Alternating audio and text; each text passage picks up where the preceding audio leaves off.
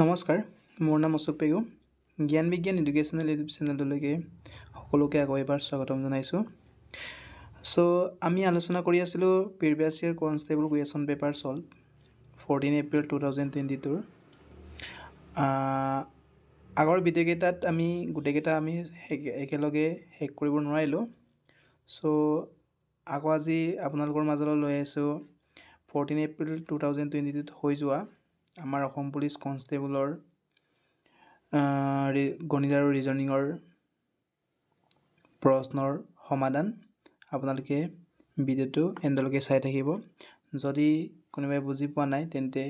কমেণ্টত please comment কৰিব। ঠিক আছে,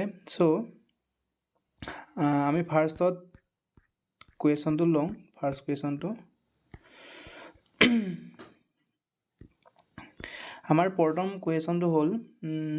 625ৰ বৰ্গমূল কিমান, হয়নে? ইয়াত প্ৰশ্নত সুধিছে 625 ইয়াক কি স্কোৱাৰ কৰিলে, কোনটো দুটা সংখ্যা ইনটু কৰিলে আমি 625 পাম। ছাপ'জ 2 স্কোৱাৰ ইকুৱেল কিমান হয় আমাৰ 4, হয়নে? 4ৰ বৰ্গমূল কিমান 2 স্কোৱাৰ, হয়নে? ঠিক তেনেদৰে 625ৰ বৰ্গমূল কিমান হ'ব আপোনালোকে নিশ্চয় জানে 25 দুটা ইনটু কৰিলে 25 ইনটু 25 ইনটু কৰিলে কিমান পাম আমি 625 পাম। ঠিক আছে, বা 25 স্কোৱাৰটো আমাৰ কি হয়, ইয়াৰ কি হয় বৰ্গমূল, বা 625 যদি এনেকৈ লিখিলে কিমান আমি লিখিব পাৰিম 25 বুলি লিখিব পাৰিম। নিশ্চয় বুজি পাইছে। নেক্সটত কি কৈছে, এটা চতুৰ্ভুজৰ 4টা বাহু সমান হ'লে তাক কি বুলি জনা যায়, হয়নে?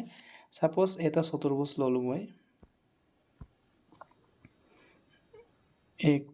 হয়নে? 2 3 4 এই চতুৰ্ভুজটো ল'লোঁ। এই চতুৰ্ভুজটোত কি হয়, এইটো বাহু এইটো বাহু এইটো বাহু এইটো বাহু, এই 4টা বাহু যদি সমান হয় মানে ইয়াৰ পৰা ইয়ালৈকে ডিষ্টেঞ্চ কিমান হয়, ছাপ'জ 2, ইয়াৰ পৰা ইয়ালৈকে ডিষ্টেঞ্চ কিমান হয় 2, ইয়াৰ পৰা ইয়ালৈকে ডিষ্টেঞ্চ কিমান হয় 2, ইয়াৰ পৰা ইয়ালৈকে ডিষ্টেঞ্চ কিমান হয় 2।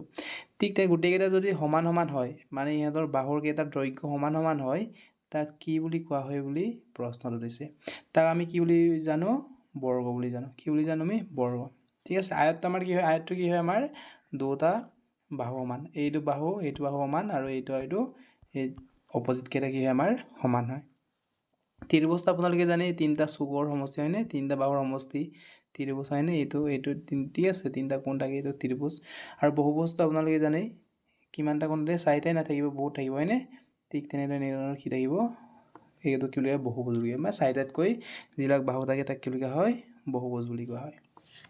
নিশ্চয় বুজি পাইছে। তাৰ পাছত প্ৰশ্নত কৈছে এটা শ্ৰেণীকোঠাত মুঠ 340 জন ছাত্ৰ ছাত্ৰী আছে। কিমানজন? 340 জন ছাত্ৰ ছাত্ৰী আছে এটা শ্ৰেণীকোঠাত। তাৰে 55% ল'ৰা হ'লে ছোৱালীৰ সংখ্যা কিমান? মানে প্ৰশ্নত সুধিছে এটা শ্ৰেণীকোঠাত কিমানজন আছে, 340 জন আছে ছাত্ৰ ছাত্ৰী মিলাই। যদি 55% যদি ল'ৰা হয়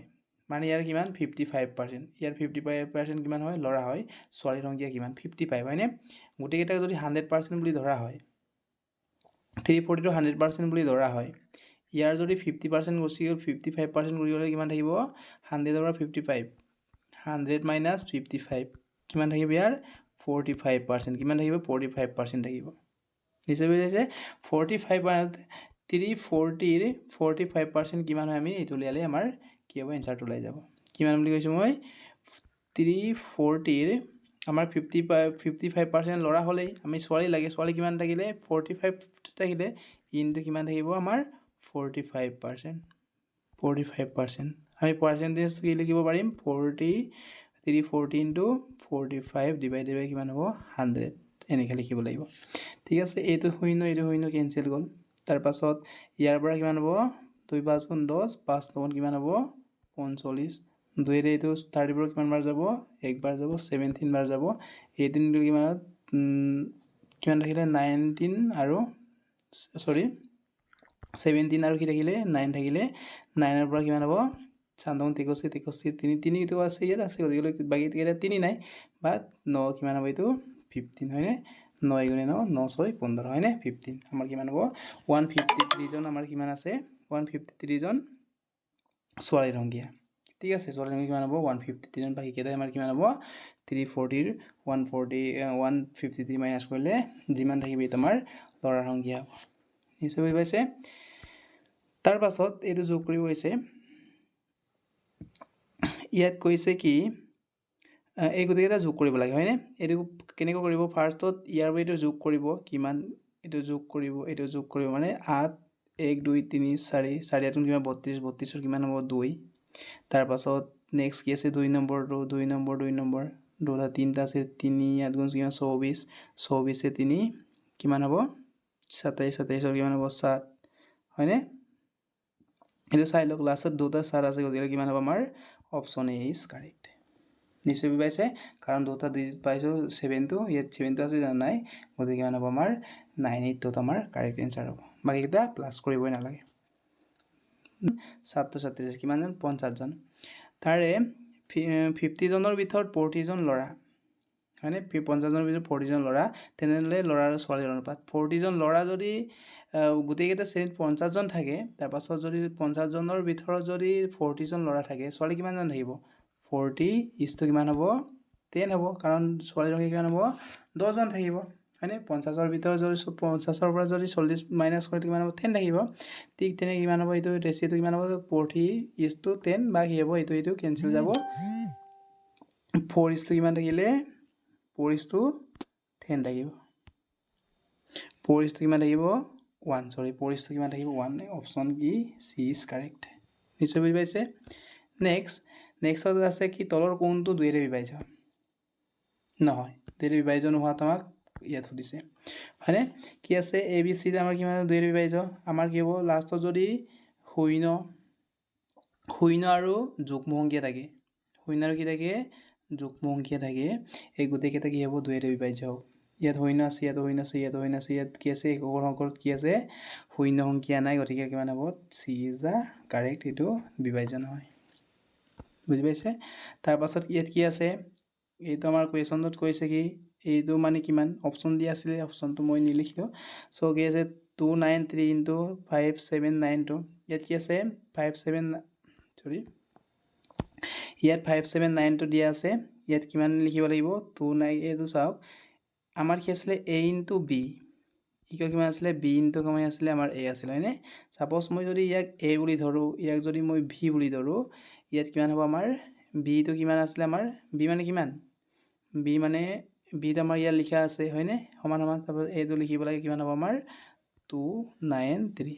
হয়নে কিমান হ'ব আমাৰ 293 টো ইয়াত লিখিলে হৈ গ'ল ঠিক আছে সাপোজ চাব 2 into 3 ইকুৱেল কিমান হ'ব 3 into কিমান হ'ব 2 কাৰণ 2 3 কিমান হ'ব 6 3 দুগুণ কিমান হ'ব 6 একেটাই 6 ওলাই ঠিক আছে তাৰ পাছত নেক্সট আছে কোৱেশ্যনত কি আছে এটো ৰিজনিংৰ হয়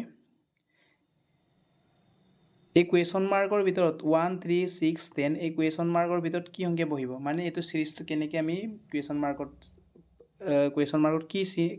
কি বহিব কি সংখ্যা বহিব 16 19 15 21 যিকোনো এটাটো বহিব ঠিক আছে এইটো কোনটো বহিব আমি ইয়াত বহাব লাগে ফাৰ্স্টত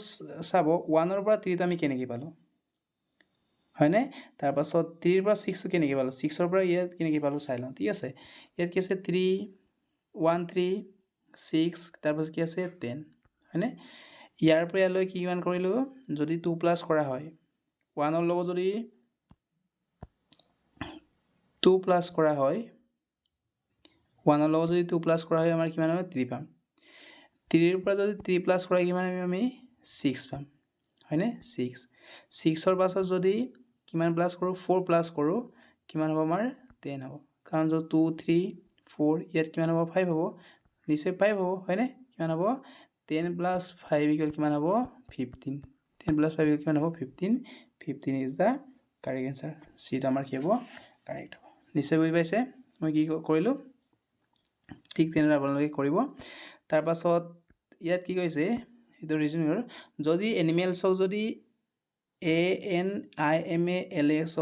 SLAMINA বুলি লিখিব পৰা যায় তেনেহ'লে ONLINE কি বুলি লিখিব পাৰি ঠিক আছে ফাৰ্ষ্টত কি লিখি ল'ব এনিমেলটো ফাৰ্ষ্টত লিখি ল'ব ANIMALS হয়নে ঠিক আছে তাৰপাছত কি আছে SLAMINA যি আছে লিখি ল'ব ঠিক আছে ইয়াত কি কৰিছে চাব ইয়াত আমাৰ কি কৰিছে উল্টা উল্টাকে লিখিছে এছ টো ফাৰ্ষ্টত লিখিছে লাষ্টৰ পৰা লিখিছে এছ এল এল লিখিছে তাৰপাছত আকৌ এ লিখিছে আকৌ এম লিখিছে তাৰপাছত আই লিখিছে তাৰপাছত এন লিখিছে মানে কি হৈছে উল্টাকে লিখিছে হয়নে উল্টাকে লিখিছে উল্টাকে লিখা হৈছে হয়নে তাৰপাছত কি লিখিছে লাষ্টত এন লিখিছে তাৰপাছত কি লিখিছে এন লিখিছে ঠিক তেনেদৰে ONLINE ইয়াক কেনেকৈ লিখিব পাৰি চাব ইয়াত কি আছে ই আছে ফাৰ্ষ্টত ই লিখি ল'ব কাৰণ উল্টাকে যাব ENILNO এনেকৈ লিখিব পাৰিম হয়নে ইয়াত কি আছে অপশ্যনটো চাই লওঁ